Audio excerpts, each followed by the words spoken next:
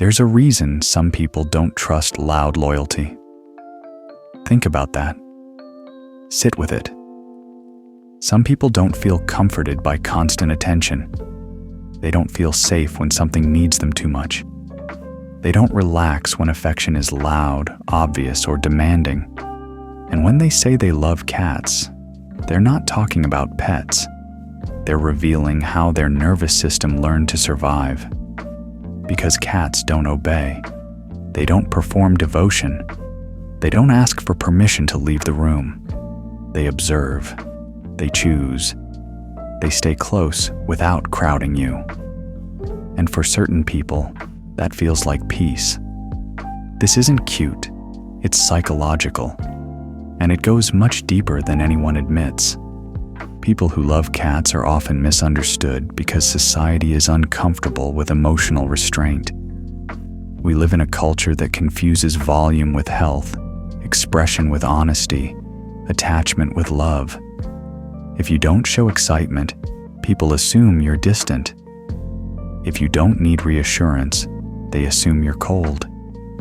If you don't chase closeness, they assume something's wrong.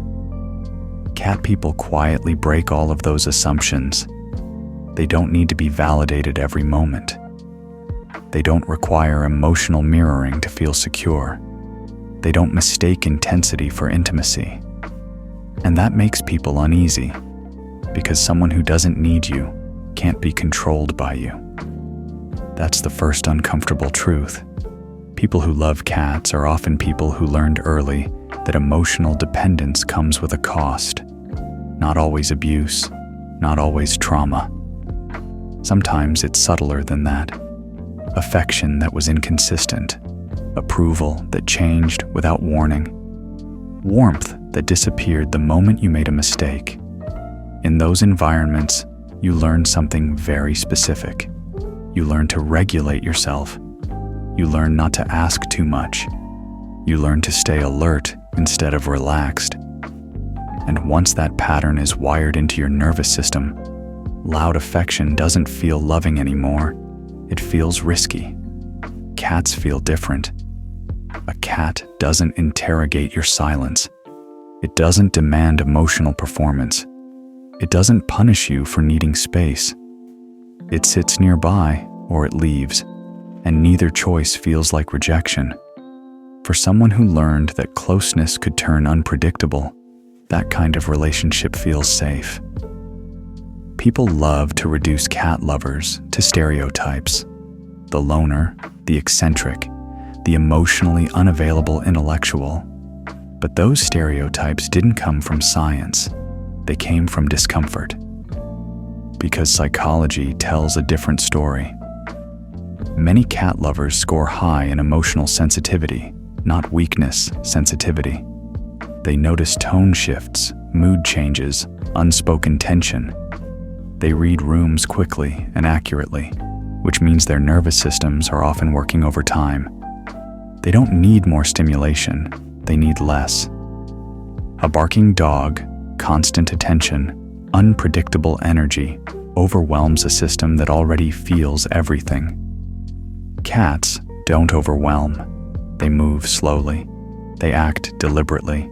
They don't escalate emotion. They create an environment where nothing urgent is happening.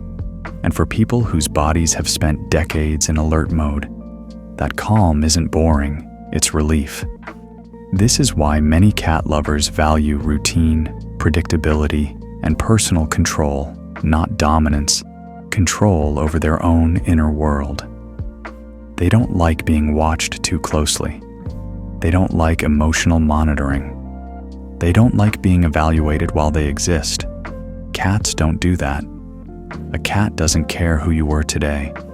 It doesn't keep emotional score. It doesn't demand explanations. It simply coexists. There's another layer people rarely talk about: consent. You don't command a cat. You don't grab a cat. You wait. You read signals. You respect distance. You earn trust slowly. For people whose boundaries were crossed earlier in life, especially in families, this matters more than they consciously realize. when no wasn't respected, when obedience was mistaken for love, when compliance was framed as respect. Cats never confuse those things. A cat doesn't submit, it cooperates when it chooses to. And people who grew up under rigid authority figures feel that difference in their bones. They don't want dependence, they want coexistence. They don't want control, they want autonomy. That's why many cat lovers quietly resist emotional pressure in adulthood. They don't respond to guilt. They don't respond to emotional ultimatums. They don't respond to being pulled too hard. They disengage, calmly, silently, without explanation. To others, this looks cold, detached, even arrogant. It isn't. It's learned behavior. Cats do the same thing. They don't escalate conflict. They leave. And people who love cats often learned that leaving quietly was safer than fighting loudly. But here's where the conversation gets uncomfortable. The same traits that create emotional resilience can slowly turn into isolation if they're never examined. Many cat lovers are highly self-contained. They regulate themselves well. They don't panic when alone. That looks like strength, but strength can harden. Independence can become identity. Distance can become default. Some people stay emotionally guarded long after the danger is gone. They don't let people get close, not because they don't want connection, but because closeness still feels like a risk assessment. In families, this shows up as quiet withdrawal, short visits, surface-level conversations, emotional neutrality, not cruelty, protection. In society, it shows up as resistance to emotional authority. They don't trust institutions that demand loyalty. They don't respond to pressure disguised as care. And as they age, this pattern can become very comfortable, too comfortable, because solitude feels controlled, predictable, safe, until one day it feels heavy. Silence starts to echo. Independence starts to isolate. And that's the warning most people never hear. Another truth people avoid saying out loud is this. Some people feel safer bonding with beings who don't manipulate language. Animals don't gaslight. They don't twist words. They don't demand emotional justification. For people who experienced subtle emotional control, especially in families, this simplicity is grounding. A cat doesn't ask why you're quiet.